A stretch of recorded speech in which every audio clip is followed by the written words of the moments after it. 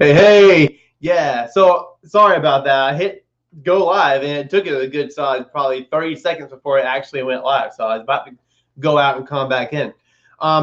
Linda says, I'm so nervous. Well, I can understand that because you guys have a big day tomorrow, right? You get to go and take the AP Human Geography exam. Everything you've worked so hard for all this time is like the culminating moment. What will you even do with your life when you're done, right? I mean, I'm sure you can figure that part out. But the thing is, Matthew McCall is completely ready. Booyah, right? So that's the thing is I want you guys to kind of leave tonight knowing that you're as ready as you need to be in order to go in there and beast that thing, right?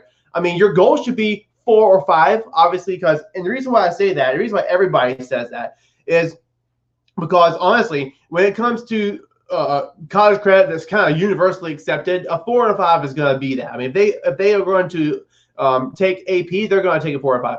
3, some universities may not take that, but it's still considered a passing score on the test. And about, a lot of people are going to make 3s, 4s, and 5s. And you guys have put in a huge amount of time. Since I've been on with Fiveable since October or so, whenever it was I started. I mean, I know a lot of you guys have been working really, really hard. I've got a few here. Matthew McCall says that you guys watch classes in Miss Murley's class. Miss Murley is a friend of mine. We teach virtual classes together, so that's awesome. You haven't missed nothing yet. I'm just giving you guys a pep talk here.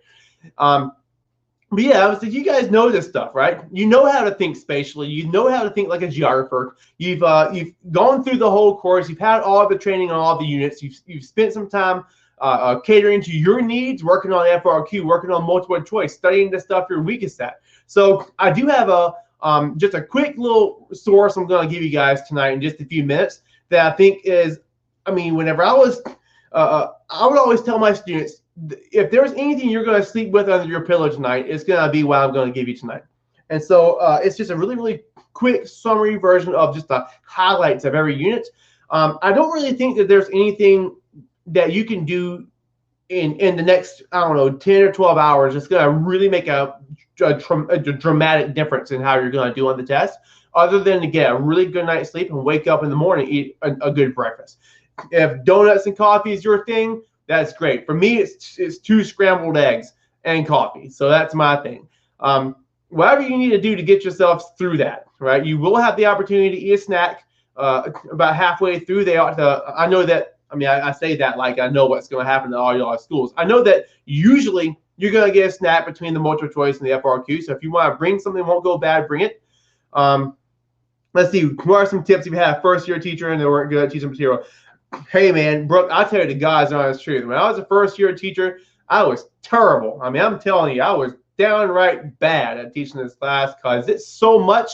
Man, you can have all the history and geography training in the world, but when you go to teach this class, you got to read up on things you're not familiar with, like who studies demography before you teach this class, or who knows everything about all the world religions and how they differ from one country to another within the region, or ethnic conflicts, or economics and political geography. This is all stuff that takes a really long time.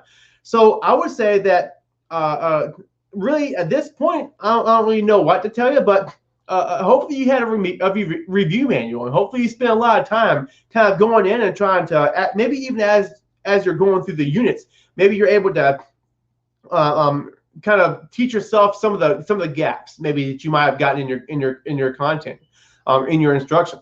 And so there's a lot of students probably here on this stream that's in that same scenario. This is one of the fastest growing classes, and so a lot of teachers start off brand new to the content, and it's kind of hard for them to teach as well. So everyone's learning at the same time. I would say that hopefully you spent some time kind of filling in the gaps a little bit with one of your review manuals, and if not, at this point, like I said, I would take a little bit of time to review some of the things you might be the weakest at and just hope for the best. But at the end of the day, when you guys are doing the FRQ, don't forget, like I told you a couple of days ago, you were able to get some points for what you got there, right? The first couple of questions, part A is going to usually be something pretty simple, like identifying a concept. Part B might go a little deeper. Part C is probably usually where you're going to get the most points. And it's probably also going to be a little bit of your higher order thinking. So, I mean, you guys can get probably half the points just by thinking about the general concepts and trying to relate that as best you can to what's being asked in the question. Sometimes you'll just be blindsided, but remember this: if you get blindsided by a question, everyone in the country is blindsided by that question too, and some people's got to pass the test. So, yeah, you guys like my shirt? It's funny. I actually made this to as a gag gift for like a Christmas exchange that I did with my third period one year, and then I was like, I gave that version away, and then I made me another one here. And every single time my students have a test, this is what I wear every time. So it's a continual reminder that if you do the studying, or if you do the reading and study for the test, you should do just fine, right? So that is actually me, and I made a little meme, and so I figured, what better way than to, bring back old habits and wear my shirt prior to your test. So that's what I'm doing tonight. What are some tips and tricks to memorize things like types of regions, diffusions, and map types? It's just for those things right there, those specific examples, especially with maps, there's a lot to know. I wouldn't worry about knowing much more than just a handful, right? So you want to be able to break it down: physical, physical maps, political maps, thematic maps. Okay. Thematic maps are going to include things like cartograms, things like dot density, things like graduated symbol. A graduated symbol map simply is going to be a map that's going to have a dot in it, and the bigger the dot is, the more the phenomenon happens, right? So if you're looking at a population map and you see a big old dot in Texas, that means they have a ton of people there. Choropleth maps, yeah, it's just a matter of taking the time to memorize them. Really, different types of diffusion would be kind of the same thing. You just gotta remember it. Yes, actually, let's go ahead and look at the questions, because they're piling up here, and that's one of the main things I want to do is go through some of your questions. So I don't think I'm going to be on super long tonight, but I'll be on until I answer all your questions. So we'll see. Okay, here's one. Can you please go over subsequent boundaries and boundary disputes? Okay. Yeah, let me look over let me bring up that slide real quick. Y'all give me just a second. I'm going to dig it up from back when I talked about it in the political geography unit, and we'll hit all those boundaries. I have a video that I did on my YouTube channel about boundaries as well. I think I just call it boundaries, which makes sense. Give me a sec. Let me pull it up.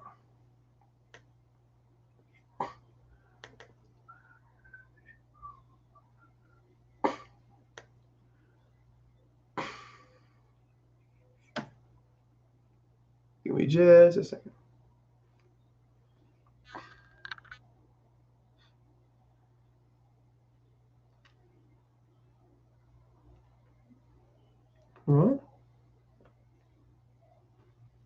Maybe it's in.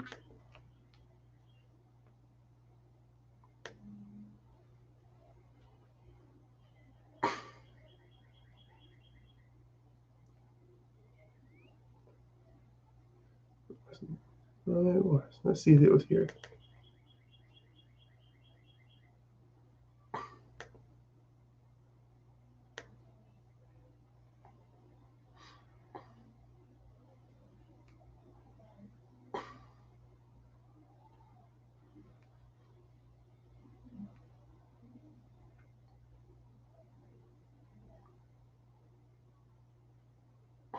All right, let's see if it's in this one here. And if it's not, then I'll pull out a book just to save you guys some time.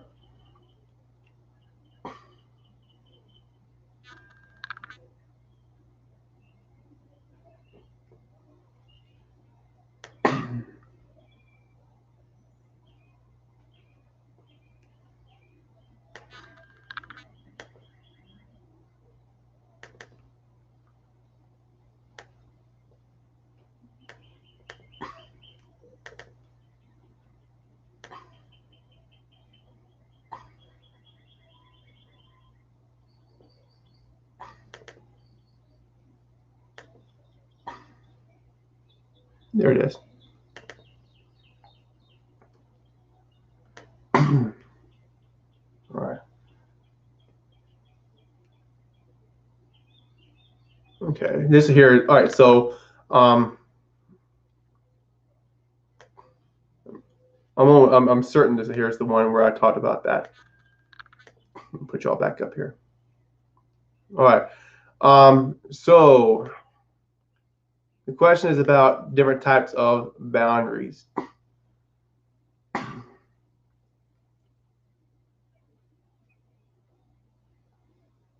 All right. So, all right. Where am I going? All right. So these are here are the different shapes of states. Okay. We looked at this stuff a little bit.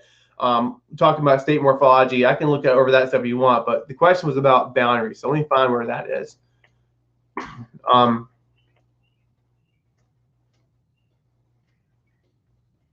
There we go.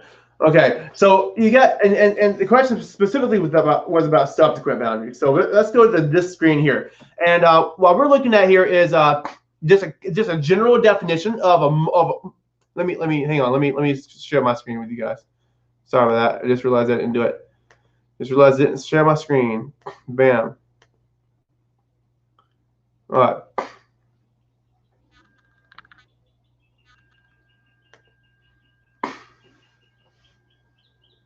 All right, so you're looking at just general definitions of some of the basic boundaries you want to look at here.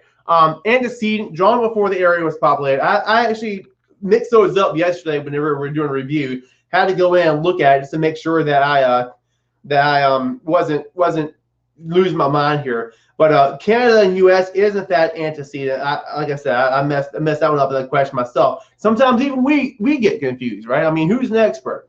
Canada and the United States is the best example of that. A subsequent boundary is going to be one that is subsequently created after people have already lived there. So I don't have any specific examples of that, but usually what you're going to see is like it's going to be used to divide people based on maybe ethnic, religious, linguistic characteristics. One example of that might be the we think about Africa as being a bunch of superimposed boundaries. They're also you could argue subsequent as well. Former Yugoslavia could be also considered maybe subsequent as well. So there's surely many different definite examples that you could look at as a potential subsequent boundary. But the key here is that the lines were drawn after people were already there. Okay. Superimposed, by the way, it's going to be something that has been imposed by someone else on the outside. So in other words, Europeans are the ones who determine what the modern boundaries of Africa are going to be, with no regard to, about its ethnic diversity in that country. A relic boundary is simply going to be something like the Great Wall of China. Today, that's a tourist attraction, not a boundary, not a wall that's going to keep people out. Same for something like Hadrian's Wall, for example. And there's several others as well, but those two are really good examples of that. So let me go back and look at my questions and make sure that I addressed that. Boundary disputes. All right. Give me a sec. Let me grab a book on that one there because I want to make sure that I have what I need for you guys. All right.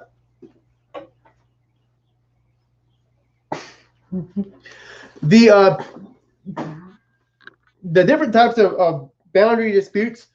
I actually had my students do a we would walk through a set of circumstances and try to determine what the different disputes are. The reason why I wanted to have this book with me here is I want to make sure that I don't miss any of them. So you've got like a territorial dispute, for example, would be one of those, right? Simply, it's going to have to do with anything that deals with who has control over the territory, right? Give me a sec. I want to make sure that I hit those. I don't even know if I hit those in earlier reviews. I should have. Give me just a second.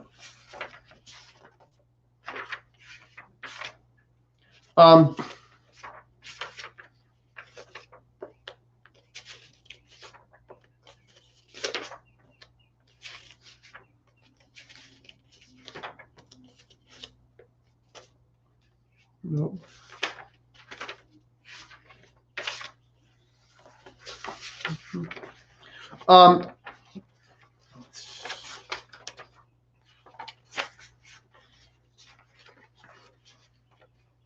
What are they? It's a definitional, territorial dispute.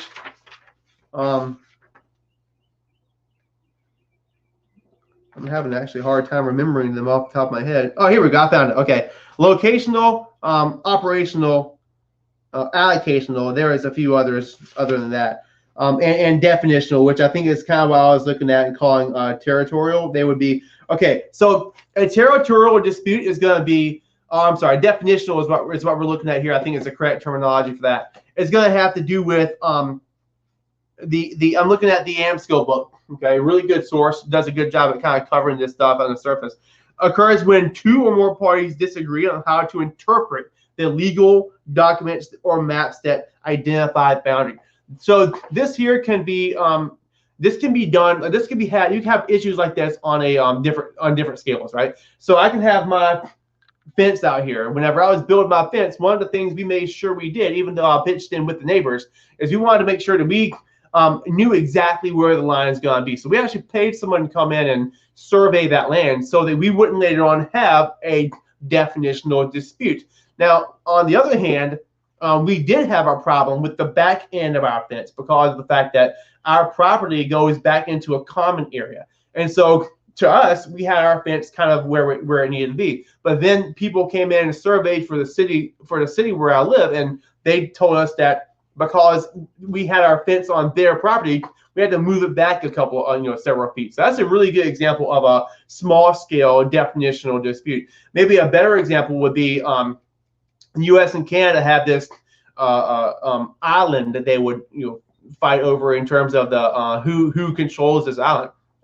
It might not have been the United States and Canada, but there was definitely this island out there in kind of around Newfoundland or whatnot that they would all go and exchange bottles of wine over time. Just to, it's almost like a friendly little game about who basically controls this island, and that there would also be an example of a definitional dispute.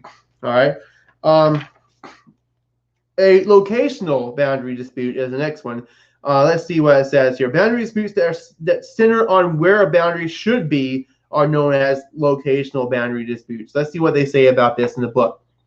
The post-World War I boundary between Germany and Poland was set by a treaty. However, Germans disputed the location because many people who consider themselves ethnically German, lived on the Polish side of the border. So what you see here is since there are a lot of Germans living on the Polish side, they just thought that, hey, you know what? It's going to belong to Germany due to the fact that many of the people there, or most, or whatever it was, were German. This also kind of touches on the concept of irredentism, which is kind of the idea of people kind of having this feeling that the land belongs to them due to the fact that they have people there. It's kind of the same way as when we look at the manifest destiny, right? The fact that we would continue to control everything in North America from sea to shining sea, right? An operational boundary dispute is going to be, let's see, centers not on where the boundary is, but how it functions. Okay, so let's see, as refugees fled the civil war in Syria that began in 2011, definitely something that you guys should probably be familiar with. Europeans viewed their national boundaries differently. Get this. Some viewed the boundary lines as lines where responsibility for helping refugees shifted from one country to another. Okay. Another way of looking at this would be in a neighborhood, if you had someone gonna build like a jail, all right, and some people might say, well, we don't want this jail around our neighborhood, and so that would be an example of maybe a operational boundary dispute. Okay, so if you have an area that's kind of a buffer zone, people decide they're going to put a jail on it. I think that's the example that I gave with my students. And then finally, the allocational boundary dispute. When a boundary separates natural resources that could be used by both countries, it's referred to as an allocational boundary dispute. So having to do with the use of different types of resources. So those are their those are pretty tough. You have to really kind of look through it and make the, I guess, the application of the definitions to the different disputes. I may try at the very end to find the paper that I used for that for my students. If I can, I'd have to look up on my files and share it with you guys, right? But I'll try to do that if we have a little bit of time at the end and you guys are willing to wait. Okay. Can you go over a language branch group and families? Yes. All right. So the language families, first of all, I mentioned this whenever we were reviewing earlier on culture. You don't want to remember, you don't want to memorize all of them necessarily. You want to know where some of the big languages are spoken and associate those with some of the languages where they belong. For example, when you think about Arabic, you need to automatically think about the Afro-Asiatic language family, right? When you think about Mandarin, you want to think about Sino-Tibetan. You think about small families that basically have one language. Think about Japanese, Korean. Those are different languages there. Associate the Indo-European languages with your Romance branch, right? So these are all big languages. But when you start looking at Indo-European, that's where you want to be able to break it down into smaller categories. So your branches of the Indo-European language family that you want to be familiar with is mainly Germanic and Romance. Right now, you can look at the others as well. But when you think about Germanic and Romance, you're looking at English as a Germanic language. You're looking at French, Spanish, Italian, Romanian, right? But mainly, if you think about just your Spanish, like there's more people speaking Spanish as a first language than English. English is spoken widely as a second language because of globalization and the internet and all that good stuff. So these are huge languages that you want to be able to think about. So a family is going to be like the all of it put together, like, you know, every single language that has something in common is going to be part of that family. A branch is going to be like a subset of those that have certain things in common because, for example, the Romance languages all came from Latin, which was spoken by the Romans. So places that were part of the Roman Empire kind of carried that on, and those languages diverged and became what they are today. And then you've got different individual languages within those branches, like English and Spanish, for example. So I would look at that as well. It looks like someone shared a Quizlet link in there about the different language families. Let's see. What are the differences between neocolonialism and neoliberalism? All right. Also, differences between official and standard language. Okay.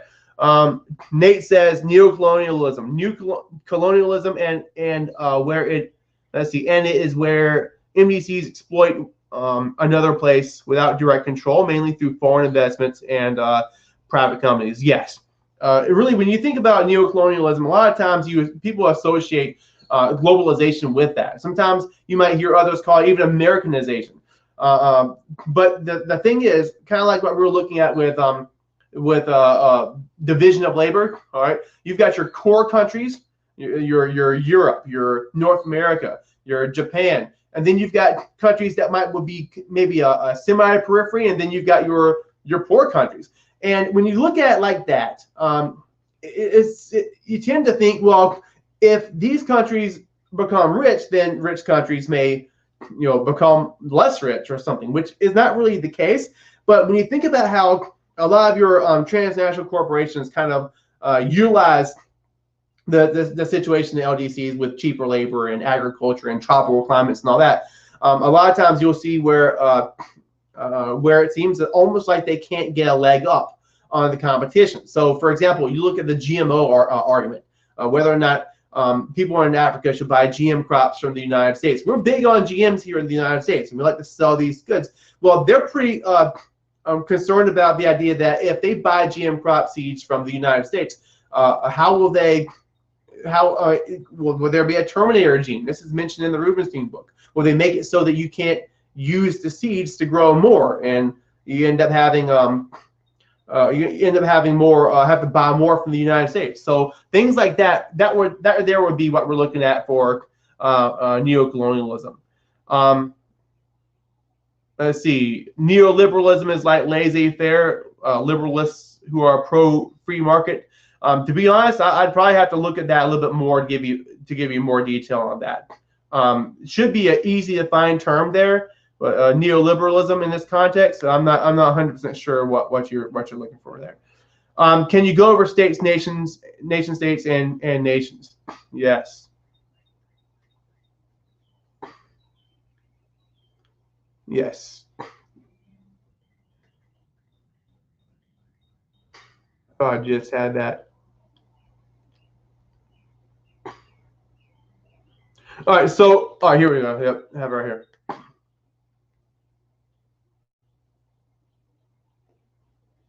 Okay, so easy. Just mainly just definitions here. But when you look at nation states, here are some examples. You're looking at something that they have where there's a state. In other words, people, sovereignty, boundaries, as well as people with common nationality. All right. Already answered it. Please go over, please. Are you guys cool with the definition that's down there? I don't even see it. I don't even see the question anymore. I mean, you guys ask questions, I'll go over them. So that's fine if you guys want to skip it. All right.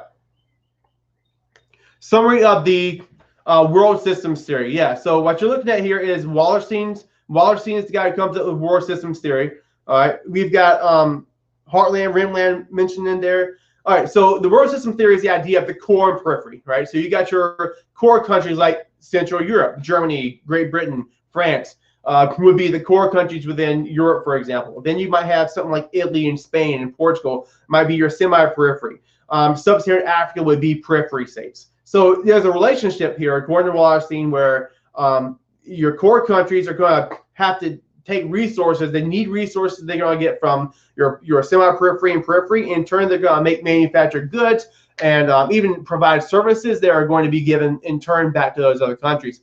That right there correlates with the dependency theory, right? So in one of my earlier presentations, we looked at dependency theory and talked about it in the context of the world systems theory by Wallerstein.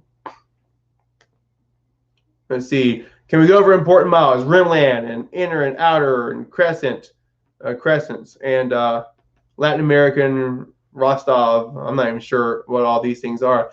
The Rimland theory. All right, so I can look at the Rimland Heartland theory for you guys for sure. All right, so the Heartland theory was created by Halford Mackinder, all right, in the early 1900s. Basically, what he's looking at is you've got the Heartland, which would be basically Eurasia. Okay, so whoever would control that, according to Mackinder, would have the ability to control the resources along what he called the Rimland, or the area on the outside of the world island. Okay, and then if you controlled that, more or less, you had control over the entire world if you wanted.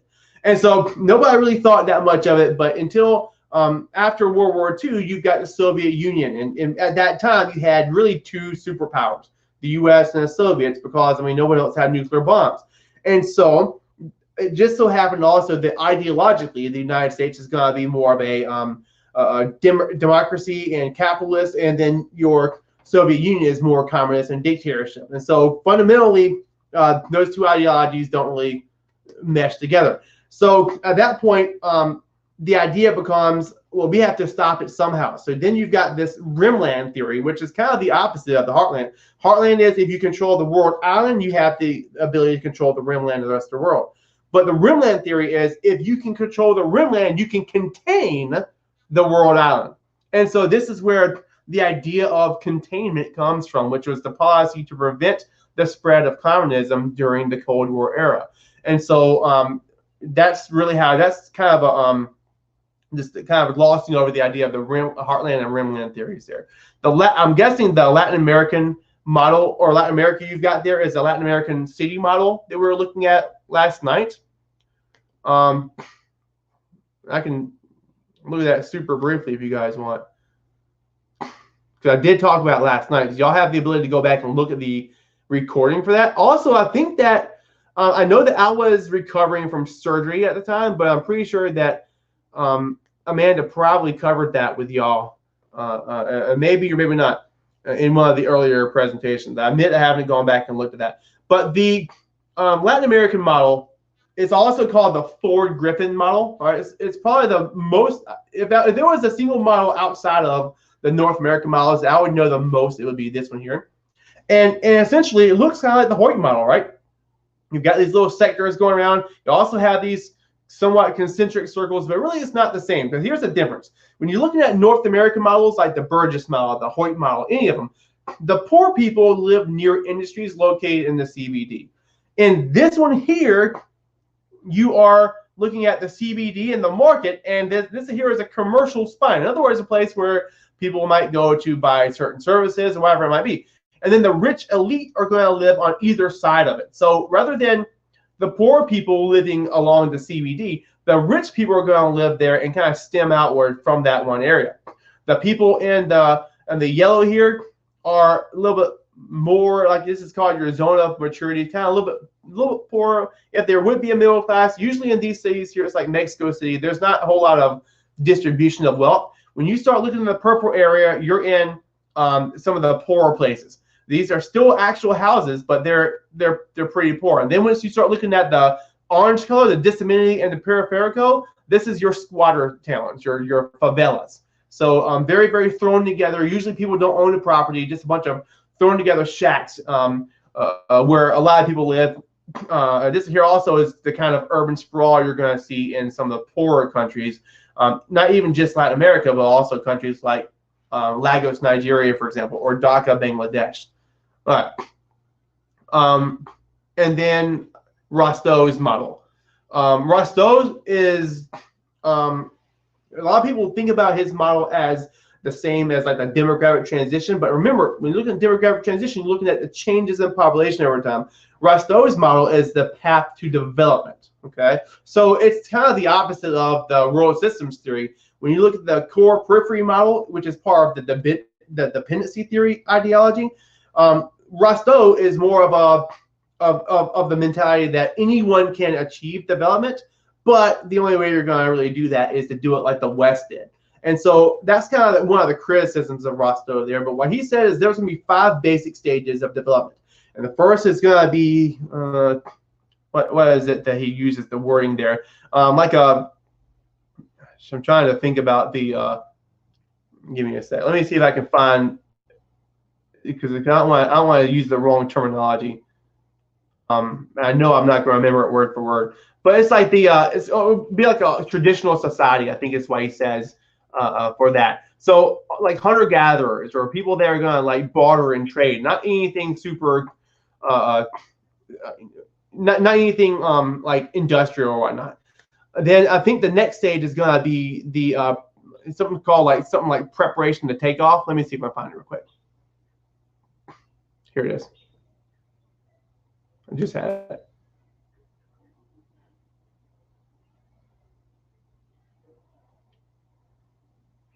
Here it is. All right, Rostow's model. Okay, so transitional stage. Not I call it preparation for takeoff. Transitional stage. This here is where you start to see them move a little bit towards specialization, move a little bit towards looking like light manufacturing, but not quite there yet. The takeoff stage would be like industrial revolution. Okay, so this here would be traditional society, mainly agricultural transition, and then the industrial revolution, more or less. After that, you see what is called the drive to maturity. This here is where you're starting to see not just assembly lines, but different types of diversity with the products that people are going to want to get, whether that's cars or computers or whatever it might be. And then finally, stage 5 is going to be high mass consumption, centered on service sectors, centered on maybe even like I would say phones and different types of technology would definitely play into the period of high consumption. Really though, when you look at service sector becomes dominant, that's the main thing that you want to think about when you look at a fully developed country like the United States, for example. So this here is Rostow's model of development, okay, or economic growth. And that would be more associated with a modernization theory, not as opposed to dependency theory, which is what Wallerstein was looking at. Okay, so let's move on. And we go over new urbanism. This right here is not going to be an FRQ. So at best, there might be maybe a multiple choice questions about it. It's basically sustainable urban growth. So they're trying to find ways to cut down on the use of cars, cut down on pollution and environmental harm, and make the urban center more livable for people of all classes and people of all economic backgrounds. Can we go over the differences between Latin American, Southeast Asian, and African models? All right, yeah, so let's look at that. I just looked at the Latin American model. Let's look briefly at the others. And I covered these yesterday, so I'm going to try to go kind of quick on it, but they are in the course description. Latin American model is the one I would know more than anything else out of these. Okay, here is your Asian model. Remember, if you're looking at these, they're going to be centered. I think this is called the McGee model as well, if I remember correctly. This here is going to be a port. So these are port cities. If you look at for example, eastern side of China, many of the big Asian cities here are port cities. Yeah, it's the McGee model. Yep. So you've got this port. This here would be based on off of colonialism, going back to your spheres of influence. They would have a port zone. This here is mainly where people are going to be in terms of doing the trade. After that, you've got your alien commercial zone. Over here along the side, you've got government and high class, and then everything over around this area would be more or less your squatter settlements. Again, kind of moving towards the outside of the city rather than towards the inside, like you would see in North American model. You got market gardening or different types of farming that would occur on the outside, and then just your different industries that would occur on the outside here. So again, and I can't think of, I don't know, somebody was asking me the other day about specific cities that might be modeled after this. I can't tell you specific cities, but the point isn't to be able to recite, I don't think, specific cities as much as to be able to understand the why and where. This here has a colonial legacy to it, which would explain why the stuff near the port, CBD, would be mostly centered on what would have happened with the colonial exchanges. All right, what was the other one here is the African city model. All right, and this one here again is kind of similar. It looks like a bunch of circles and zones and stuff. The main difference here is that you've got these three different areas kind of making up the center. That you've got your colonial CBD as well as your traditional CBD, and then also this market like bazaar area. And when I say bazaar, I mean like a BAZAAR. And then you've got different ethnic neighborhoods. These right here might not be super close together. All right, there might be a little bit of dispersal here. And then your especially for your informal satellite townships, ethnic and mixed neighborhoods. Africa is a pretty diverse place. A lot of the cities, any city is going to be a place where you're going to see a lot of diversity. So that's what you're looking at here. Surrounded by the CBD would be different groups of people, and then your informal satellite townships would be almost like, my understanding is almost like little villages on the outside of the city. Obviously, the squatter settlements would be near the outside. Okay, let's look back at. Oh, and really, in these kind of models here, richer people are going to live near the center. The poor people are going to live on the outside. Part of that is because of how fast they're growing. The urbanization in these cities are extremely high. So more and more people are moving into them, looking for jobs and opportunities. They're going to settle on the outside of the city. All right. Do AP exam multiple choice questions ever repeat from past years? I absolutely think that they repeat from past years, which is the reason why they will forbid you from ever talking about them. Now, I don't think you can look at the 2016 test, for example, that was released and say, hey, I know that if I do well on this, I want to see these exact same questions. Now, if you do well on the 2016 test, you're probably going to do well on the AP exam as well, because the questions are going to be very, very similar to that. I would say that that's probably the single best example because it's the newest example we have of what the College Board has given us. That said, I think they probably do, but I don't know if you're ever going to really see those questions exactly verbatim, especially having not taken the test before. So I mean, I couldn't tell you exactly what they look like, other than to look at the practice tests. All right. So what specific crops are subsistence and which are commercial? It really just depends on the region more so than the crop. But usually, if you think about a lot of subsistence farming happens within the tropics, right? And so a lot of the important tropical crops are going to be well, they're probably going to be done more on plantations. All right, so let's look at your question more directly. If I'm looking at subsistence farming in Asia, for example, there's going to be a lot of rice. Okay, there's also going to be a lot of wheat. If I'm a little bit further in, not on the coastal areas of Asia or Southeast Asia, if I'm a little bit further inland, it's going to be just almost a huge amount of wheat, because the further north you go and the further inland you go, the more dry the climate's going to be, and the more sustainable wheat's going to be for that kind of climate.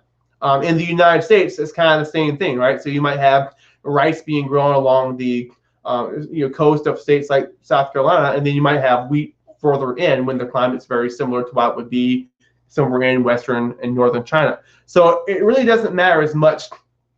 I mean, subsistence farming doesn't happen for one crop.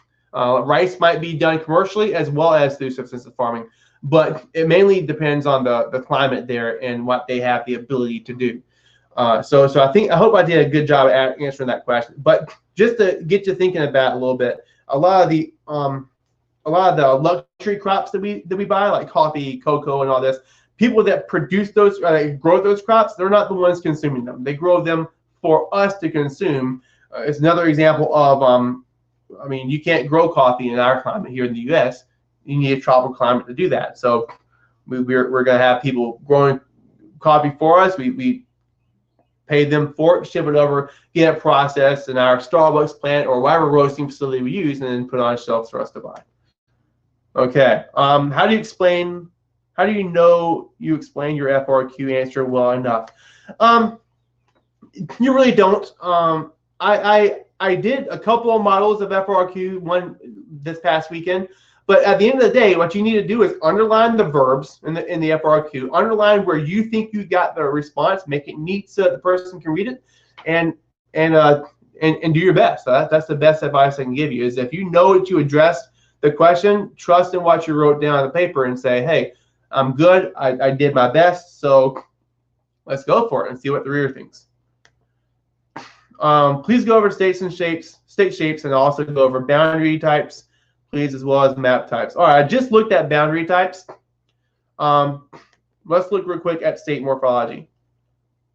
Morphology is a fancy way of saying state shapes. And here we go. Okay, so there are the 5 basic kinds right there. All right, compact, prorrupt, fragmented, elongated, and perforated. Not every state in the world is going to follow in these perfect categories, but the fact of the matter is, the reason why we're looking at this is because state shape can make a difference when it comes to economics and politics and whatever else. So if you look at Rwanda, it's a good example of actually any of these, I think, are going to be good examples of what I would consider a compact state. You got Rwanda, Zimbabwe, Poland. Here's another one with Poland, and also France. Those are all going to be examples of compact states. Usually the capital is in the center, so you can see that here. All right, Paris is in the center of France. Basic shapes, prorrupted is going to be like a compact state, except with this large prorruption.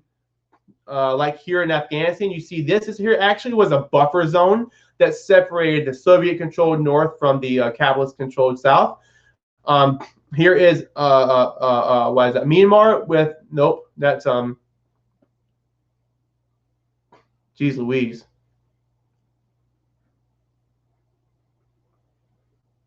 Can't remember what country that is. Holy crap. That's amazing. All right, so you've got this prorruption here. A lot of these countries here, is it Laos? No, this here is Laos here. Thailand, yeah, holy crap. I can't believe it. That's embarrassing. You got Thailand here, the perfect example of a prorruption here, just kind of going along the coast, just sticking down. Also, Vietnam, well, Vietnam's almost more elongated. Burma, Myanmar is also going to be an example of a prorrupted state. India, you can maybe even consider that a prorruption. Congo is a really good example because it would be landlocked if it wasn't for this little prorruption right here that gives it access to the. Oh yeah, let me put it up. Oops. Let me put it up so I can see it better. Sorry. All right, so anyway, Congo is a really good example of that because it would be a landlocked state, like you see here, if it wasn't for that little itty bitty piece that connects it to the Atlantic Ocean. So that's kind of a big deal right there, an economic reason. Elongated, it's got to be when it's like basically long and skinny, like Chile is a really good example. The Norwegian states are going to be a really good example. We just said Vietnam is a good example. Whatever I've got down there. Malawi here is a good example. Okay, so there's a few of those. I think Chile is always the go-to, right? That's the one that makes sense because it's a very long, skinny country. Fragmented is going to be something like that's basically an archipelago or something that might have like an exclave, like what you see here. So Russia would be fragmented technically because Kaliningrad belongs to Russia and it's separated from or fragmented from the rest of the country. Denmark is an archipelago, so you can see the different islands here that make it fragmented. Indonesia would be fragmented. The Philippines would be fragmented. The United States technically would be as well, as you can see with Alaska and Hawaii. And then over here you've got perforated. There's only a handful of these in the world. South Africa is perforated, all right? Not Lesotho. Lesotho is compact. South Africa is perforated because it has a perforation or a hole in it where Lesotho is. Another example would be Italy. Italy has the Vatican City and also Andorra is there as well. And so, you know, there might be maybe 2 or 3 other examples in the world. So, all right, so those there are your shapes of states right there. Okay, let's take a look. Land survey patterns. Are land survey patterns tested? If so, can you review what a charter group is? Let's see what Nate says. The early arriving ethnic group that created the first effective settlement and established the recognized cultural norms to which other later groups are expected to conform. I'm honestly not familiar with that terminology in terms of the land surveying. But the main thing that I always made sure my students understood, and yes, I would know it, is that once settlers initially got to the United States, they used what we call the meets and bounds survey system, which is essentially you use the land features and different landmarks or whatever to draw the boundaries. So rivers, creeks, certain wood lines, or whatever it might be, would be the boundaries between states. As we moved further west and started trying to populate those areas, we shifted to a more grid-like pattern that we use to basically settle the rest. And that right there started with the ordinances of 1785, right? And the way we split up Ohio and all those other states over that area. What is the township and land range? And also like long lot and all those types. All right, so township and range emerged as a result of what I was just now talking about, these land ordinances.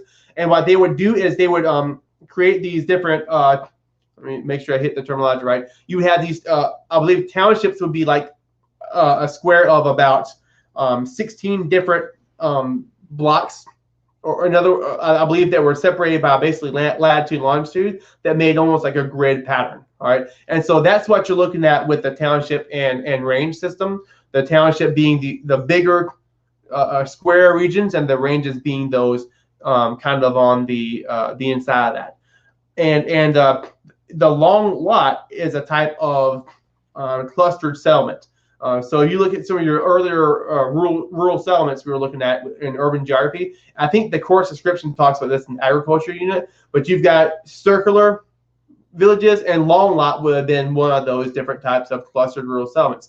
And basically what they would do is they would align their residences with these long, like slender fields that would extend to a river, usually. And so in the presentation that I showed earlier on this with one of my later Unit 7 videos, you can look at the long lot fields that still exist along the St. Lawrence River in Canada and see that. Let's see, can you go over different agricultural revolutions? The first agricultural revolution is going to be the Neolithic Revolution. It's going to occur at the beginning of agriculture, like when we first stopped hunting, gathering, and settled down in societies. The second agricultural revolution is going to come about right at the same time as industrial revolution, and it's going to be when we start using basically selective breeding to make fatter meat, or fatter animals that can produce more meat, and we also used a four-field system to allow for higher yields, and maybe even includes the mechanization of agriculture, stuff like Jethro tools, seed drill, and other tools like that enable us to create way more crops with the same amount of field. This here also led to less people doing farming, which is part of the reason why urbanization started to occur and led to a workforce for the Industrial Revolution. The Green Revolution, which is also the third industrial revolution, is going to be when you've got people starting to experiment with seed hybridization, which led to basically you would splice and genetically alter different types of seeds in order to allow them to grow through certain conditions that usually wouldn't be favorable for that seed. And Norman Borlaug was then the father of the Green Revolution. He created a form of dwarf wheat that was able to have larger amounts of grain on them and also grow shorter so that wind and different types of conditions wouldn't knock it down. I see people saying stuff like herbicide and fertilizer, and usually these types of things would be a little bit more tolerant of certain types of pests or whatever it might be, and also certain types of fertilizer. And later on, you can see where indeed people are starting to use GMOs, or in other words, genetic organisms from other types of species in order to adjust the way that crops behave. All right. Our land survey, I just answered that question. I'm not sure why I'm looking back. What are the agricultural hearths? All right, so really the main places where agriculture was reinvented in several places. These are the same places that you want to think about with early civilizations. So Mesopotamia, Egypt, the Nile River, China, the Indus Valley, and also you want to throw in Latin America in there as well, Central and South America. These are all places where agriculture would have begun, and because of that, you would have seen a systematic agriculture. In other words, people settling down and giving up hunting and gathering. So those are the regions there where you would see agricultural, or that you would consider agricultural hearths. All the models, Latin America, Galactic City, etc. Let me come back to that because we went over that just last night. So definitely, you guys are all 5.0 plus, so feel free to go back and look at that if you want to. Hopefully, we'll get a chance to look at that in a second, but I'm gonna skip that for now. Plus, some of those we already looked at. What is the in situ accretion? I don't know what that is, what that means, that word, but that area on the Latin American city map is going to be. Hang on, let me look and make sure I don't get it mixed up here. I just mentioned it on here as well, but I have it pulled up right here. That's going to be so that's going to be like your not super like.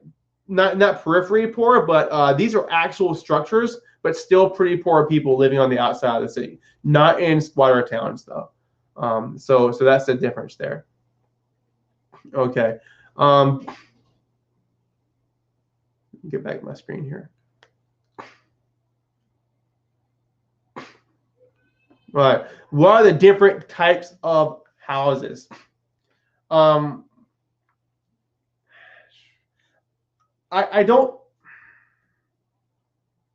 I see one of the students in here said it's not usually on the test, and I don't. I mean, I kind of agree with that. I would have to. Maybe we can look at that in a second. But I know the Rubenstein book talks about different housing based on where settlers would have first arrived. Know that today those housing types really don't exist anymore in the way they're constructed. They're more so constructed in like almost like a universal kind of a way. Like, for example, I live in what we call a Keystone home over here in my area, and they all look the same as any other starter home neighborhood, right? I wouldn't worry so much about that, but the key here is how the resources and the way that they adapted to the environment. Maybe I'll get a chance in a second, but I would have to go and grab a book for that one there in order to do it justice. So I'm going to skip that just for a second. What do I need to know about folk and popular culture? Folk culture would be like the Amish, all right? They don't go out trying to promote themselves to everyone, right? Popular culture has to be something that anyone's going to buy into, no matter what culture, creed, or race or religion you are. So you look at Taylor Swift; she's not singing to just one or two people; she's singing to literally everyone in every country. But if you look at the Amish, they're not doing anything to try to make other people Amish or whatever it might be. They're going to just simply try to live out their lives in a very local and specific way that's specific to what they need. Right, that's really the summation of the two right there. What are the three types of density? So I'm guessing you're talking about arithmetic density, which is simply the number of people divided by the land. All right, physiological density is going to be the number of people divided by the arable land. In other words, land to be farmed. And then agricultural density is the number of farmers divided by arable land. And you use these different things to make conclusions about how well the country is going to be able to support the population.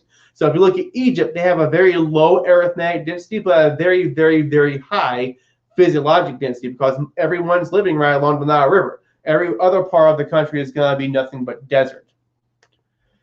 Let's see, when they grade FRQs, do they grade to the exact, like how is it on the answer key? Yes, the answer to that question is they grade exactly what's on the rubric. So if it's not there, or if you say something that doesn't align with what is on the rubric, you're not going to get a point for that. That's absolutely true.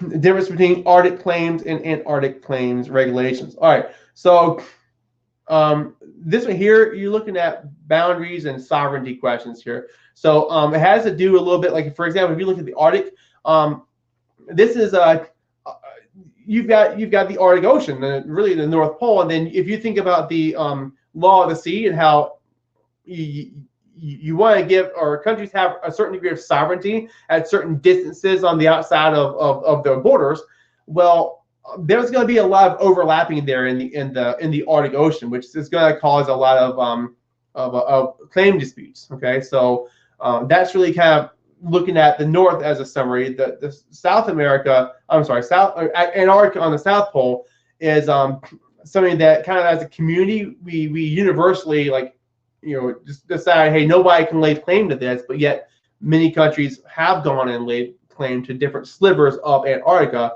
I guess only time would tell how valid and legit those claims are. Right now, they're just claims. We can't really do anything with Antarctica at the moment. I mean, it's inhospitable, but what people will do is they go in and try to make claims like that due to the fact that there could be resources in that area. What it does is it points to the complexity of land ownership, of sovereignty, you name it, all these things, borders. That's really what you're looking at when you're looking at Antarctica and the Arctic, with those different types of claims. Let's see. This should be this morphology model, or the morphology video. I guess slide should be with the where I'm talking about this in the review, but I will share it with you. Yes, anyone with this link can view. I will. Yeah, I'll share that with y'all. Okay, so here is my. There we go. That's the slide to the state morphology presentation. Okay, over Malthusianism, excuse me. Yeah. Oh, hang on. I missed it. I accidentally clicked on language groups, families, and branches. I actually looked at that earlier. I was looking at Neo-Malthusian. Okay, there it goes.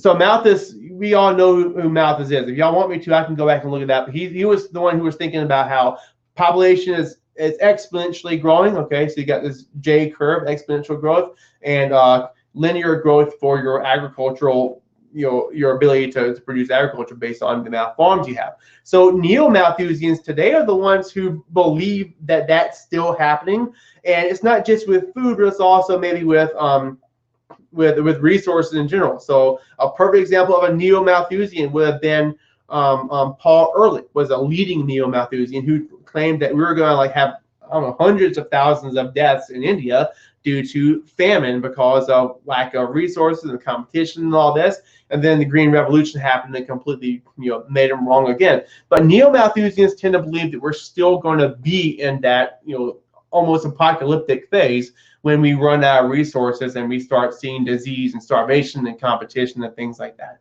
So in short, really, that's what you're looking at. It's continuing the idea of Malthus, but just in a more modern sense.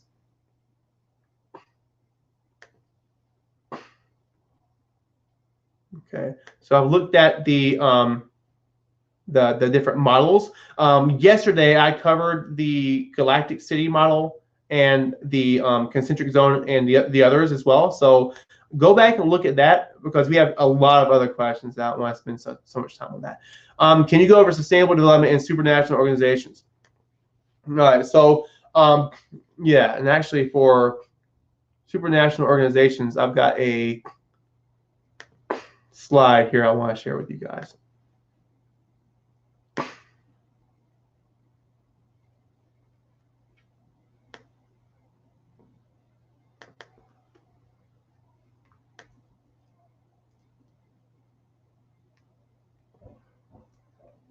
All right, so this here was a slide from one of my earlier presentations on political geography.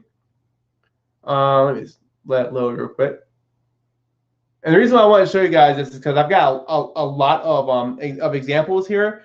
But what supranationalism is, in a nutshell, is the idea that different countries are going to align with one another, and well, it kind of resembles an alliance, but they do it for the greater good of all countries involved, whether that's an economic reason or a political reason. And usually those are the kind you're going to see.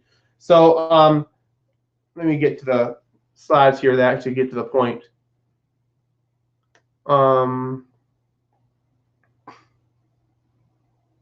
My slides are taking a while to load. Okay. All right. So some of the so you've got one of the first supranational organizations would have been NATO, which was led by the United States, a North Atlantic Treaty Organization. This is a very political supranational organization. And what this did was they existed so that they could combat and counter the Warsaw Pact. Remember, we were just talking a second ago about the communist containment policy. We were trying to contain communism within the heartland or within the world island. So NATO would have been the blue here, the ones that aligned themselves with democracy and capitalism. Warsaw Pact would have been those that politically aligned themselves with the Soviet Union.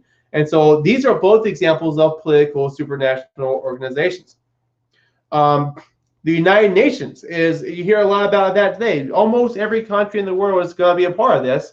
Not all of them, but almost all of them in the world.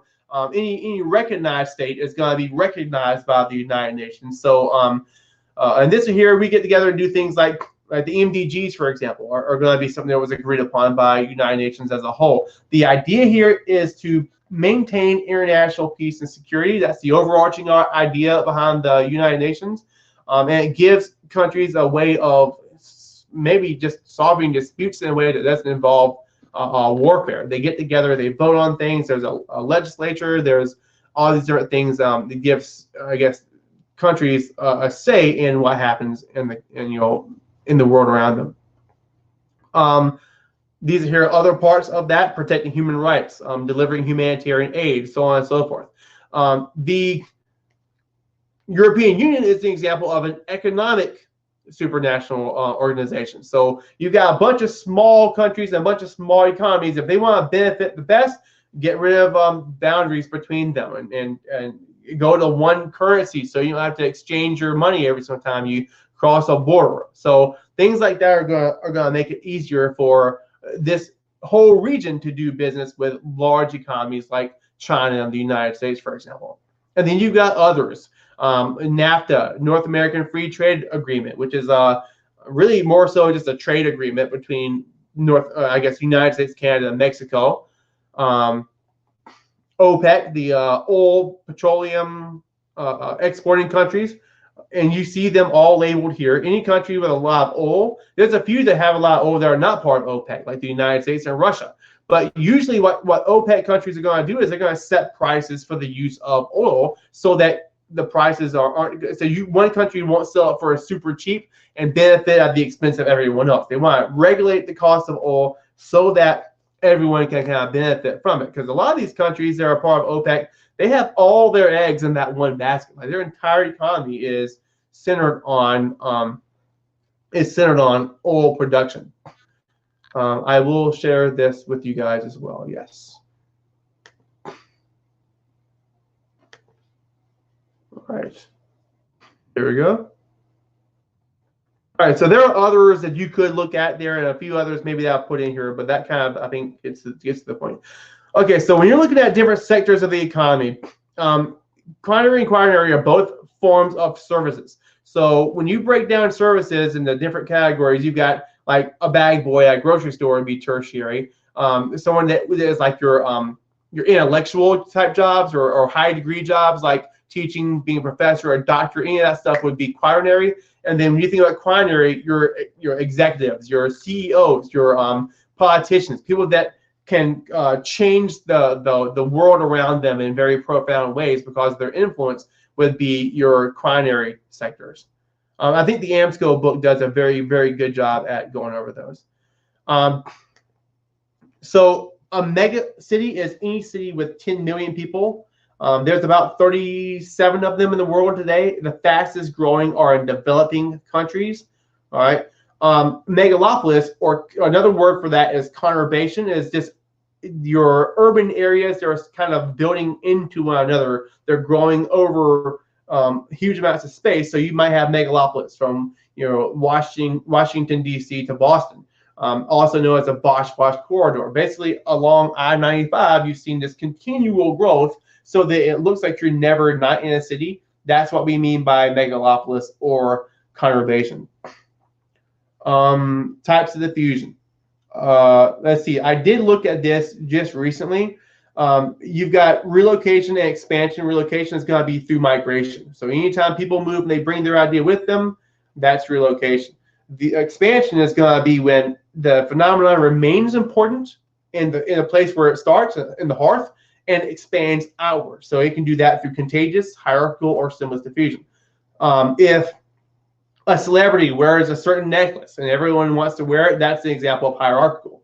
If someone goes and does the ice bucket challenge or whatever the next next challenge is going to be on social media, that's the example of contagious. It doesn't care who you are or what your ethnic background or what your class is or any of that stuff. And then stimulus is when an underlying idea is going to be what's diffused. Like, for example, I gave the idea of drive-throughs in fast food. Chick-fil-A adapted to that by having a bunch of workers go and take your order while you're waiting in line. McDonald's adapted that by having 2 kiosks and 2 windows. Both is still, they're still the drive-through, but the way that it diffused, I guess the underlying idea would be the way they're trying to speed up the line. And I don't know where that question went. All right, so what is the South China Sea dispute?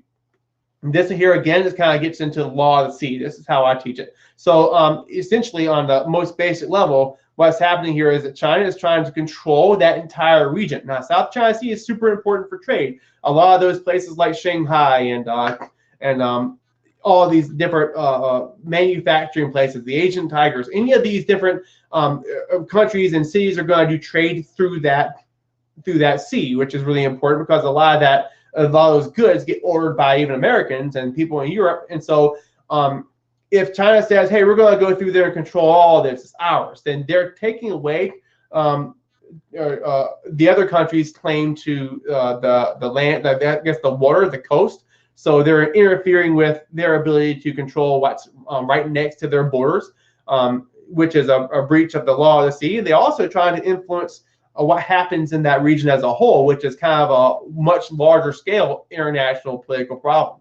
So really that's the issue with the South China Sea right there. China builds islands. They've actually been dredging or digging up dirt from the bottom of the sea to build islands and airstrips and things like that. So that's also kind of part of the problem, is that it's almost threatening to anyone else who would go in there.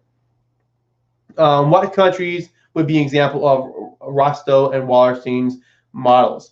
You really couldn't apply either one of those to a specific country. So what you're looking at here is the way that countries interact today. So again, Wallerstein is going to say that the core countries are going to dominate the world economy at the expense of the poorer countries. What Rostow is saying as part of the modernization theory is that any country can follow those 5 steps of development and become, rich and developed. And according to Rostow and his critics, or I guess the critics of Rostow say that anyone that would not be developed by in that way, it would be because of their culture, because of something else that prevents them from being able to achieve development like every other country did. So really, and that's not necessarily true either. So there's definitely criticisms of both sides, but you can't look at this and say any one country is going to apply, or this is going to apply to any one country. Both models are kind of bent on the idea that the West is developed and everyone else is not. Or if you're going to develop, according to Rostow, you're going to have to do it like the West. The types of diffusion. We just looked over that one a second ago. Go. Yes. Types of states. What do we mean by types of states? Like types of government? Whoever asked that question, go in there and be more specific. I'm not sure exactly. We looked at shapes of states. Maybe that's what we're talking about. Can we go over a mixed? Let me go back to that one again. Can we go over mixed use cities? All right. So what this here is a part of new urbanism. All right. And the idea here is that if you want to revitalize your city center, you're going to want to have mixed use buildings or mixed use areas where you have not only commercial but also residential land, maybe sometimes in the same building or on the same street. It used to be that you would have different kinds of zoning that would occur. And if it was a commercial zone, you had to do some kind of commercial activity there. And if it was a residential zone, they had to be houses. So mixed use is simply the idea that if you're going to revitalize your city, you're going to do it in a way that's going to blend all of that together for the greater good. And again, this is going to be part of the new urbanism movement there. Urban realms model. I think that is. Let me look real quick. Let me grab something just a second. I'll take a drink of my tea too while I'm doing it, but I want to make sure I don't lie to you here on this one.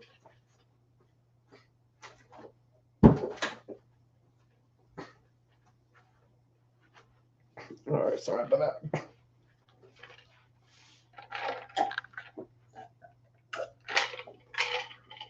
All right, that is covered in the Aaron Faubourg and Harm de Blay book. Let me get my mic back on.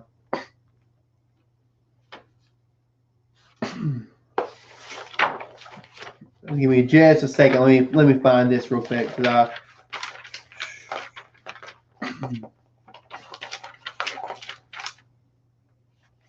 not that one. Give me just a second.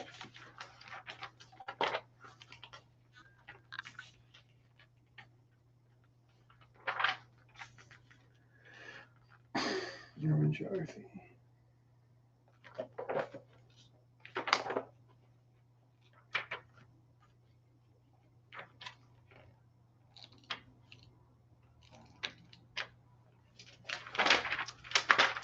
Okay.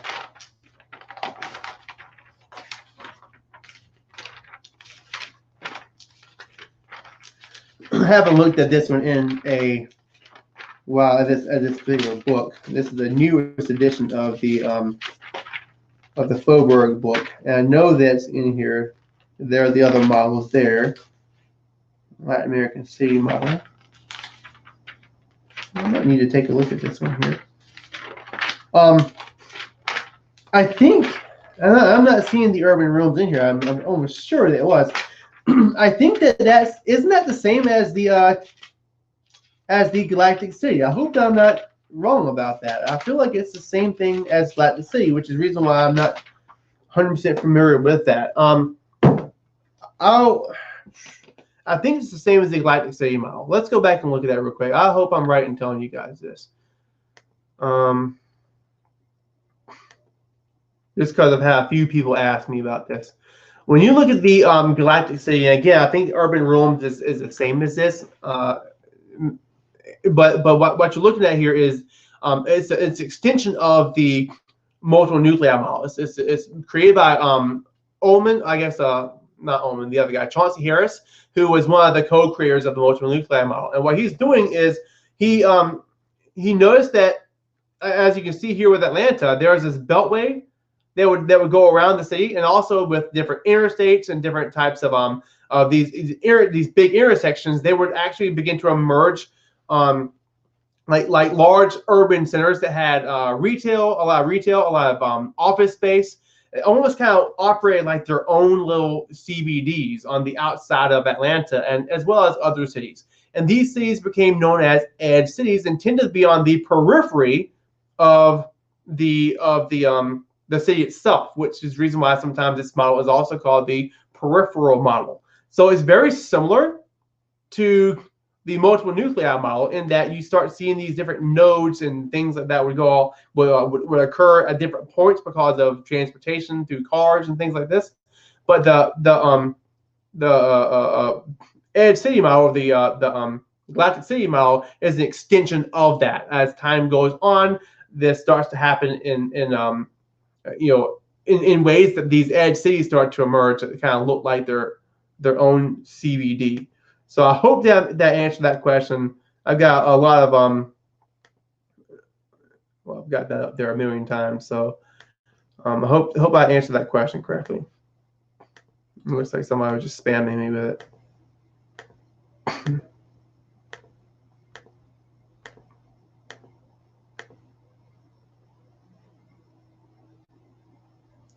Let's see.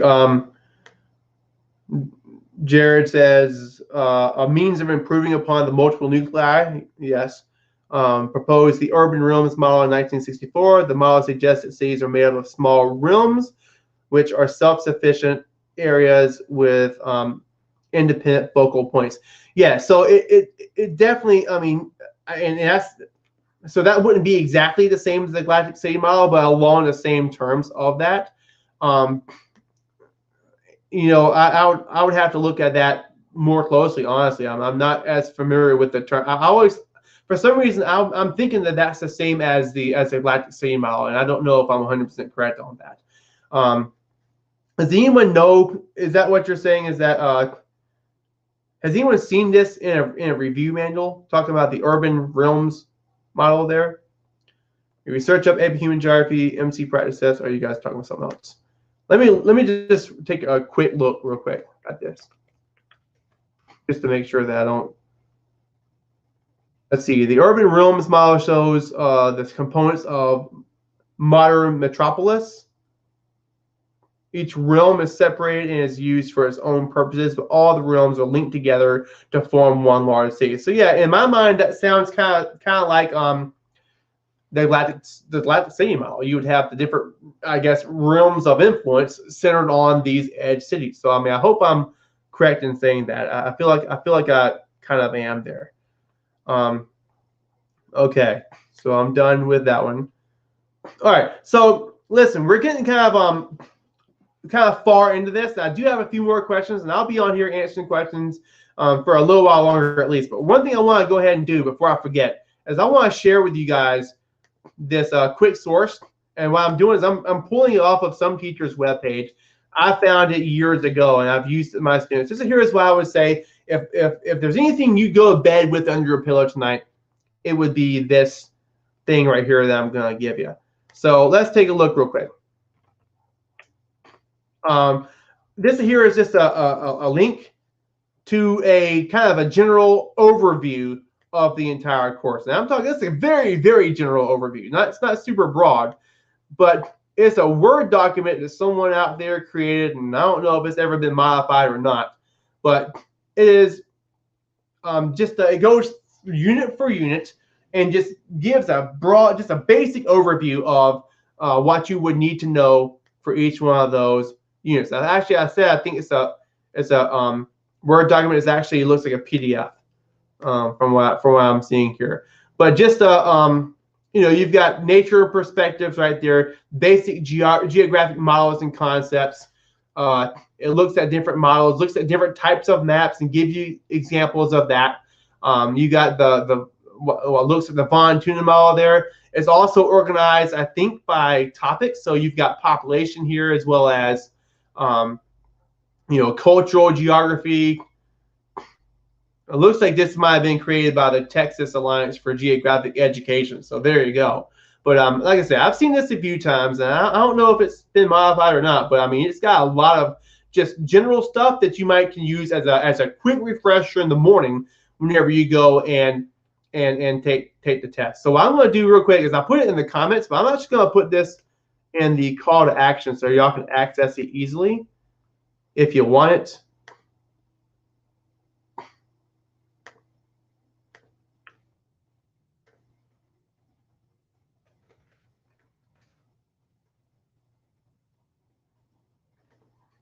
Okay.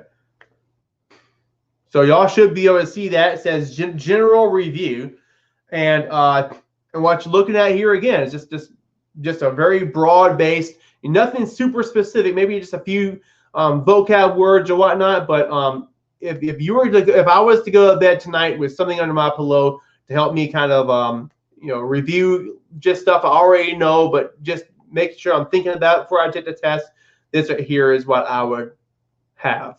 All right, so I hope that's helpful. You guys may already have this. I mean, I know I used to give it to my students, and I print it off for them and all that, waste tons of paper, and hopefully it was helpful for them. But that's definitely something that I would do for them.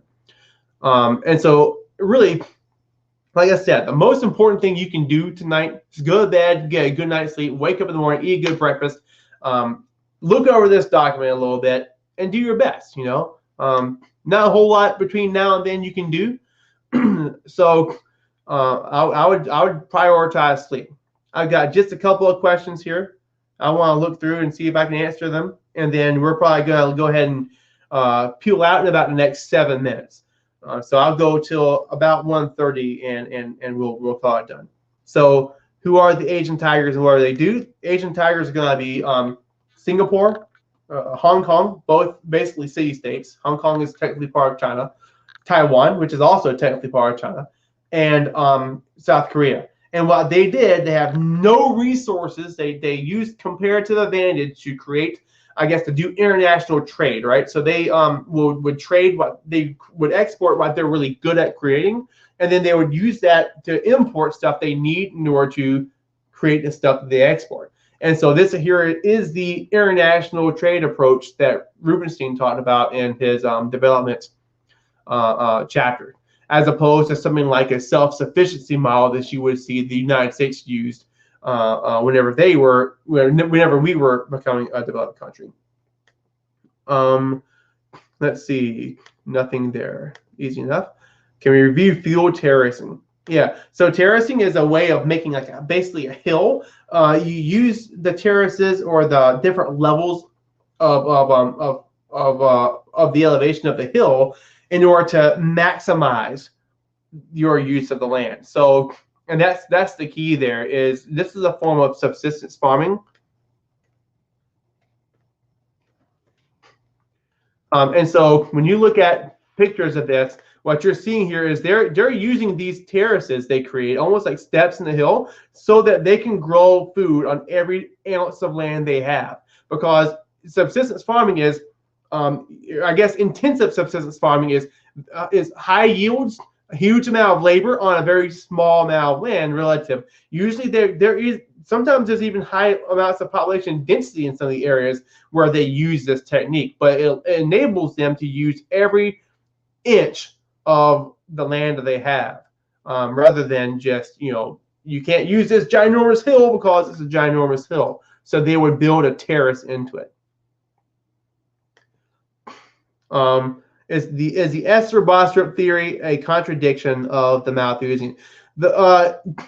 Pretty much. The way I always describe this to my students is that you have your Malthusians, and then I call them optimists. I'm not sure where I got that terminology before, but I would look at the different theories. I would look at how Malthus says doom and gloom. We're all going to breed ourselves out of existence because we're not going to have enough resources. And then Boserup would kind of be of the idea that we're going to, the more people we have, the more smart minds and innovation we're going to see come about. And so far, she's kind of been right. I mean, you know, on the one hand, you want to say that there's eventually going to be no food in the fridge, right? If you look at the planet as a fridge, and there's going to be no food in there. But the more and more we go on, the more and more people have been able to find new answers to the problems that we have. And right now, I'll tell you the God's honest truth, the new problem we have is climate change. And we're trying to find answers to that right now. Jared Diamond, you guys have read his Gun, Germs, and Steel. Some of you might have read his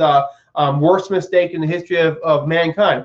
But just today, I was reading an article about how he's saying that, you know, if we don't change our ways, then by 2050, the world as we know it is no longer going to exist. I don't think it was meant to be Armageddon, but he was, you know, a lot of people were saying here that we have to completely cut the cord on our use of fossil fuels, or else all this flooding we've got going on is going to keep on happening. And climbing the oceans rises, and I guess people there are displaced because of flooding in Bangladesh, for example. We think we have an immigration problem now. Wait till they're underwater and they all need a place to stay.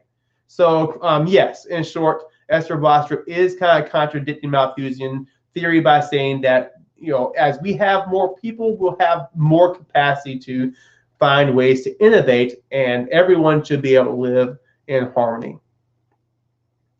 Could you explain PPP, GNP, and GDP? All right, so these are all different ways of looking at development indicators. And I'll say, like I did last night, basically, you don't want to spend your time trying to differentiate between gross national income and GDP, for example, or gross domestic product. Those two things are used like synonymously in the way that they're used for this course. Both of them are measures of how much income the country is going to make. In other words, revenue on their economic activity. So they would be used the same way here. When you say PPP, you're looking at purchasing power parity, which simply means that you're going to compare everyone on the same currency value. So if you're looking at $10,000 in the United States, and then you're looking at, you know, I don't know, $1,000 in China, the weight of what that means would be the same. So that if you had 10,000 here and 10,000 here, you're not looking at the difference of what the value of the money is. That's what PPP means. And when you say per capita, that simply means per head. So you can look at the United States GDP, and you can say, hey, our economy is worth, I don't know, well over maybe 11 or 12 trillion dollars. But then if you look at our GDP per capita, it's about 50,000 people. I'm sorry, about $50,000 per person. That's the difference there. And I wouldn't worry about knowing the difference between those different terminologies like that. Let's see, what is the difference between total fertility rate and crude birth rate? Shouldn't it be the same? No, the crude birth rate is literally the amount of babies born per 1,000 people. All right, so amount of babies born per 1,000 people in that population is the birth rate. But the total fertility rate is going to be the amount of children born to women within their fertile years. In other words, the average amount of children that women are going to have. So if, for example, you're looking at every woman has 2 children, well, that's basically the replacement rate of a population. If you look at a place like in sub-Saharan Africa, where the total fertility rates on average, women are still having 6 and 7 kids, that's why you've got huge amounts of natural increase. Yes, if you have a high total fertility, that means that your crude birth rate will be higher, right? But the two aren't exactly the same number. So if you bring down total fertility, which you can do by educating women, for example, then you're going to eventually have slower growth rates in your country as a whole, and your birth rate may go down as a result of that. So usually when people are trying to predict what's going to happen with a population, for example, right now in the United States, we're like, oh, we got to have more babies because our fertility rates are really low and our population is going to be in decline. That's what they're looking at, is the total fertility rate. They want more women to decide to have kids. What is your biggest piece of advice for the FRQ portion of the test? Write something. All right, so when you look at that question, read it, and if you're like, what the heck, I have no idea what it's talking about, find something that you can center on what it's talking about and do your best to get as many points as you can, because I'm telling you, you guys all have something you can put for every one of the FRQs. You also don't want to spend too much time on one. So you do the one you think is the easiest first, then do the one you think is the second easiest, and save that hardest crap one for last. What do y'all think about the Reddit post? Is that what y'all are asking me about here? Where it says, Dustin, what do you think? What kind of Reddit post? I'm not even sure, honestly. I don't get on Reddit. I'm an old man, y'all. Can somebody tell me in the comments what we're talking about? Is it here?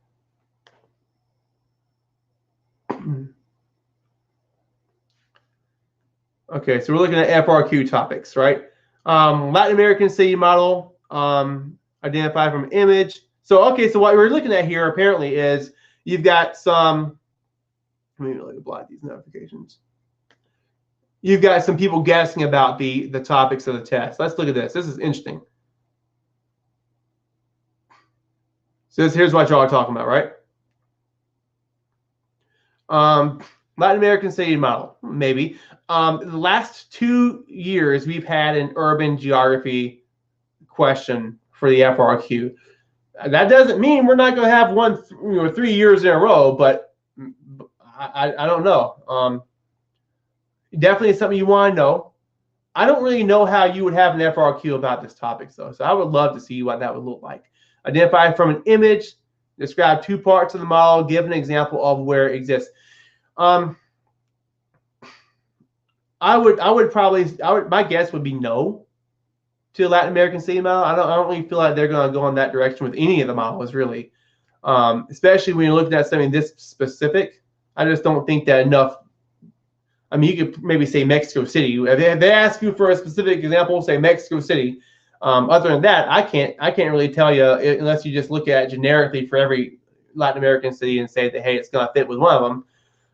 South China Sea, this here would be a little bit more doable. I always spend a lot of time looking at this, and it's even still in the news today. Define territorial waters and EEZs, exclusive economic zones. Exclusive economic zones being part of the law of the sea. Here's going to be the 200-mile radius, I guess 200 nautical mile radius from the shoreline. So yeah, there might be something that you might want to look into. I could see them maybe if it's not exactly that, I could see them crafting a question up about the law of the sea. Recycling, explain the prominence of the We Recycle movement in core countries, along with the environmental implications of this movement. Give 3 examples of countries who have implemented this idea, along with one waste product. I'll tell you the God's honest truth. I don't know what the We Recycle movement is. I'm in South Carolina, man. I'm just lucky I got myself a recycling bin in my front yard. I'm not familiar with this specific movement. Now, I guess if you were to look at this more broadly, you would talk about in the context of sustainable development, then maybe you could link it to something that I feel like would be a little bit more legit. I don't think they're going to ask about something this specific, though. So I wouldn't worry so much about that. Okay. So I hope that is what you were asking me about a second ago with the Reddit post.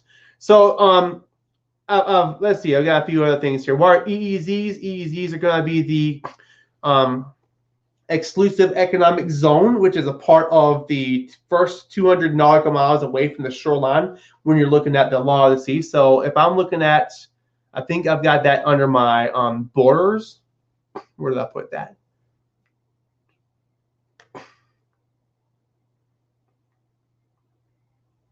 I talked about it somewhere in here. I thought I already had it up, actually.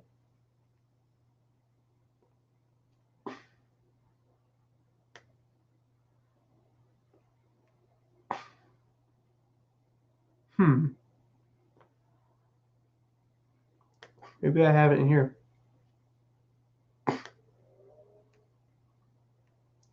There's a cool graphic that will show you. That's the reason I'm trying to pull this up. It's because I've got a graphic that shows you that's agriculture. Let's look back here.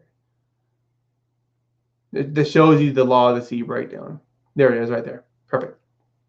Okay, so anything that's going to happen within these first 200 nautical miles is going to be your EEZ, or your exclusive economic zone. Okay, so that's going to include territorial sea and contiguous zone, which is basically going to be controlled. This here is sovereignty, right? So the country has almost complete power over the 12 nautical miles, and then your 24 nautical miles, a little less power. But then over here, you've still got exclusive economic zone, which means that no other country can go over here and drill for oil, for example. You've got the rights to that, or fishing, or whatever it might be that you want to do.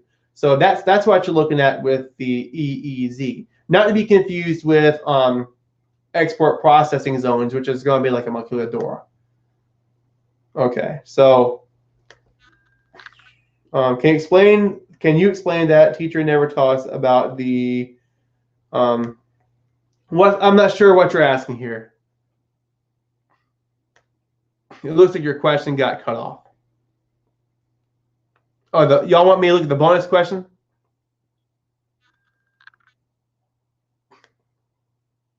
All right, in 2019, we'll feature a bonus question to compensate for the low point count across 3 questions. That's bull crap.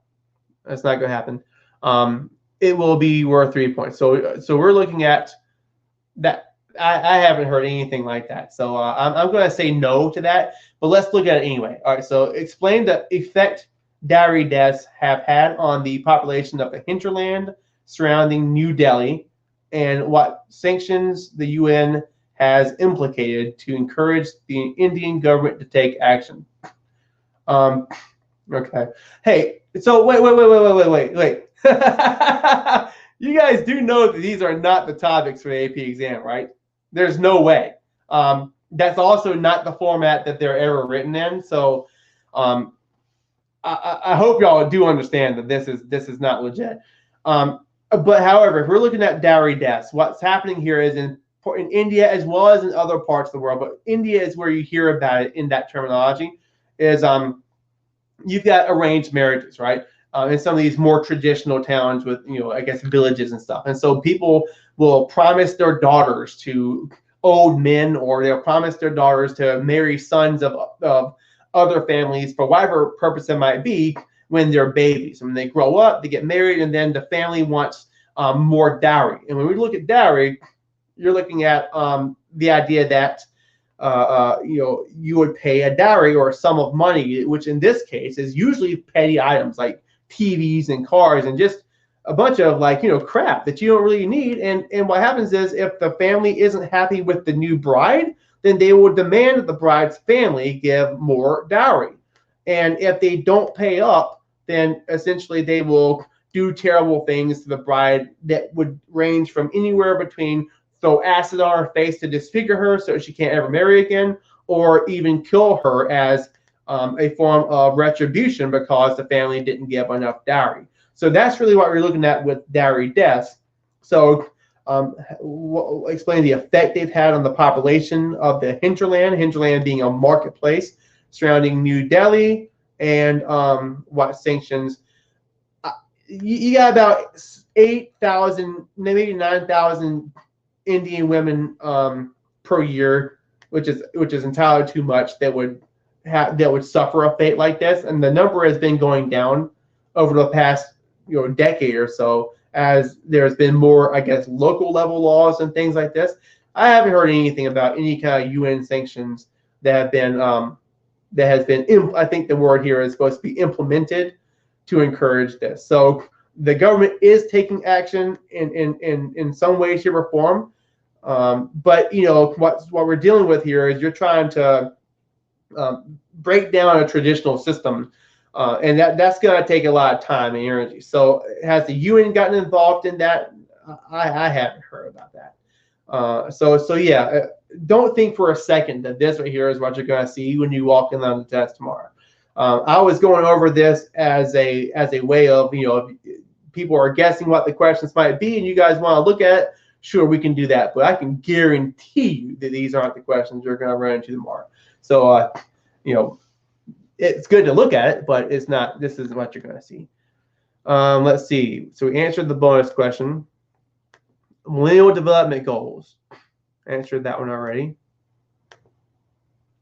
Answered that one already. Okay, so we'll end on this one here. This here's gonna be the last one I give you, and I've got a picture here that kind of goes over in summary. I'm sorry, that's not the right one. Right here, kind of goes over them in summary, and that's really the thing about the MDGs. And actually, I'll tell you what. People ask me, what do you think you're going to see on the AP exam for an FRQ? I'm always thinking the MDGs would be a good one to ask because it is in the course description and it covers so much territory of the course as a whole. I mean, so much territory. You got population involved. You've got development involved. Sustainability is involved in that. That's not it. Here it is. All right. So that's the SDGs. The MDGs were going to be 8 goals that the United Nations and all the countries in the world basically got together and agreed, here's what we're going to do in 15 years. We're going to decrease global poverty by half. Actually, these here are kind of the results of those. The goals themselves, we're going to eradicate extreme poverty and hunger. We're going to achieve universal primary education. In other words, everyone's going to elementary school, every kid. Promote gender equality and empower women. This here is going to reduce total fertility rates and also going to help to stimulate economies because now women can do jobs that will help the economic development of a country. Reduce child mortality. So in other words, kids won't die before they're 5 years old. Women won't die giving birth to kids in developed countries, making their 4 or 5 kids orphans. We're going to reduce HIV, AIDS, malaria, and other diseases, and ensure environmental sustainability and develop global partnership towards development, which I think means kind of like international trade. So have we done a good job on these different goals? Yes, absolutely we have in most cases. And here are some of the things you've done. We've reduced global poverty by half in 15 years. Enrollment in primary schools is over 90%. Women are still unequal to men, but it's not as bad as it was.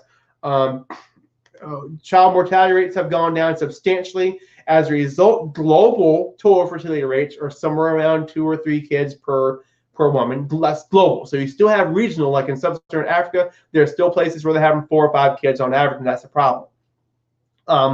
Maternal mortality rates have fallen. These diseases have, I wouldn't say they're eradicated, but they've declined substantially. Sanitation has improved in all the world cities, and economic trade has improved a lot. And usually foreign investment is a good thing for poor countries. So what they've done is they've gone in now and said, okay, so how do we do on these 8 goals? We did okay. We've still got a lot of work to do. And so they have piggybacked on those with what we call now the Sustainable Development Goals, which is 17. And some of them are more specific and some of them are way more broad, like affordable and clean energy.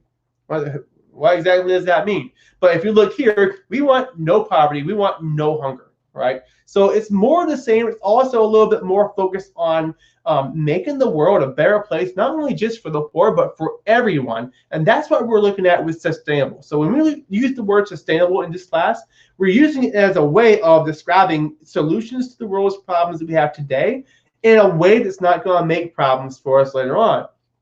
So fossil fuels aren't sustainable, right? Other kinds of energy that is going to be good for our environment and is going to make everyone live better and make our world be a good place for our kids and grandkids.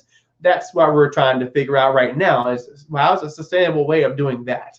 And that's the biggest question I think of our generation right there, is trying to find the answer to that question. So that's it. I mean, I can't give you anything more tonight.